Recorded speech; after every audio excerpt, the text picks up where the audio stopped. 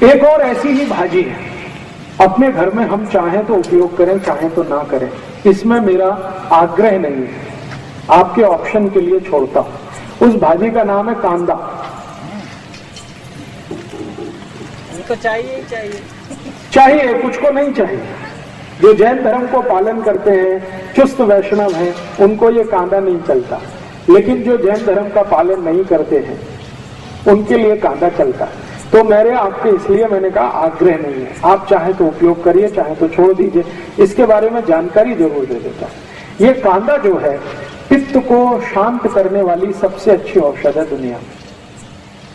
अगर पित्त खराब है किसी का, पित्त खराब आप समझते हैं, गैस बनना, खट्टी खट्टी डकार आना, मुंह में पानी आना, सतत जड़ होना, खाने को पाचन नहीं होना, ये सब पित्त की तकलीफ है। वमन होना, उल्टी होना, वॉमिटिंग होना, ये सब पित्त की। तो पित्त को सबसे ज्यादा संतुलित करने की ताकत जिसमें है वो कांदे में। तो कांदा आप चाहें तो खाइए। आप बोलेंगे पित्त शांत करने की और भी दवाएं, हाँ बहुत सारी दवाएं हैं, मैं बता दूंगा, लेकिन कांदा अभी बता रहा हूं। कांदा पित्त को शांत करने की सबसे अच्छी औषध है। पित्त की खराबी से शरीर जितने भी रोगों में फंसता है, सब रोगों को ठीक करने की ताकत कांदा में है। जैसे गर्मी है और गर्मी में सन स्ट्रोक हो गया, लू लग गई आपको, अब लू के बाद आपको बहुत कुछ तकलीफ आने वाली है, वो सभी रोगों में कांदा आपके लिए उपयोगी है, सभी रोगों में लू लगने के बाद। इसी तरह से आंखों का एक रोग होता है जिसको कैटरेक्ट कहते हैं, मोतियाबिंद। मोतियाबिंद को गलाने की ताकत अगर दुनिया में किसी चीज में है तो वो कांदे के रस में। बिना ऑपरेशन अगर आपको आंखें ठीक रखनी है तो कांदे का रस सतत आंखों में डालिए।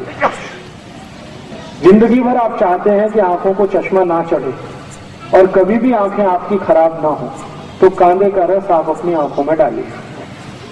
आप में से किसी को भी मोतियाबिंद हो गया हो और आप नहीं चाहते कि आपका ऑपरेशन हो, या आपके पास ऑपरेशन कराने के लिए पैसा नहीं है, तो आप कांदे के रस से मोतियाबिंद को गला सकते हैं और आंखें ठीक कर सकते हैं। इसको कितने दिन लेना है, कैसे लेना है, इसका सूत्र मैं बता देता हूं। कागज पेन हो तो लिख लीजिए, क्योंकि ये बहुत काम आएगा।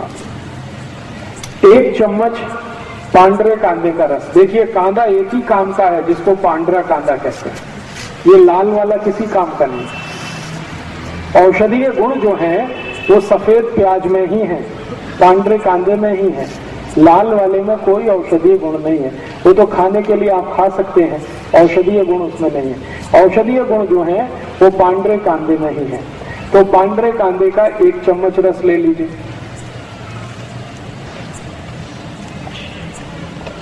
1 चम्मच इसमें नींबू का रस मिला दीजिए।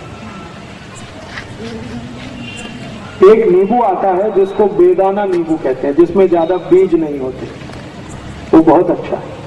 तो 1 चम्मच नींबू का रस, 1 चम्मच पांडरे कांदे का रस। फिर इसमें आप मध मिला दीजिए, लगभग 3 से 4 चम्मच मध।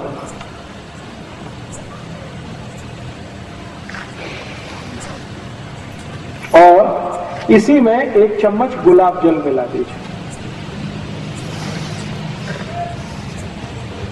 ये चारों को मिलाकर एक बाटली में भर के रख लीजिए और खूब अच्छे से हिलाकर एक थेम आंख में डालिए। 1 महीने लगातार डाल दिया तो मोतियाबिंद आपका कट के निकल जाएगा।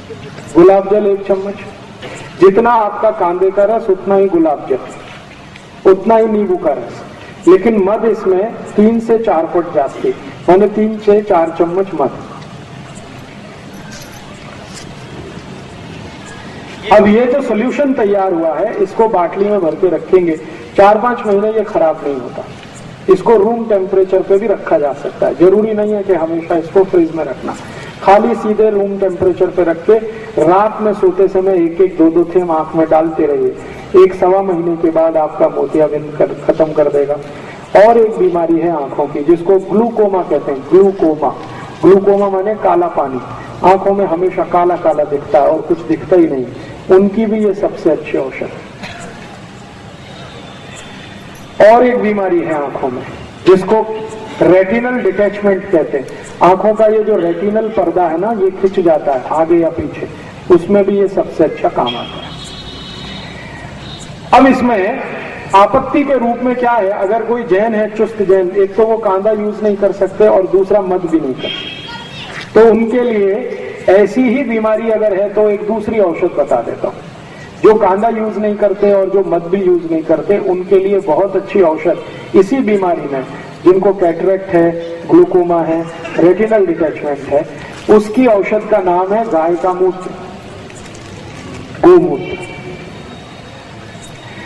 गाय का मूत्र इकट्ठा कर लीजिए किसी बाटली में और उसको रख लीजिए। इसी को एक एक थेम आंख में डालना, बस सीधे सीधे। गाय का मूत्र, गाय माने देशी गाय, देशी गाय का मूत्र एक एक थेम रोज रात को आंख में डालिए सोते समय।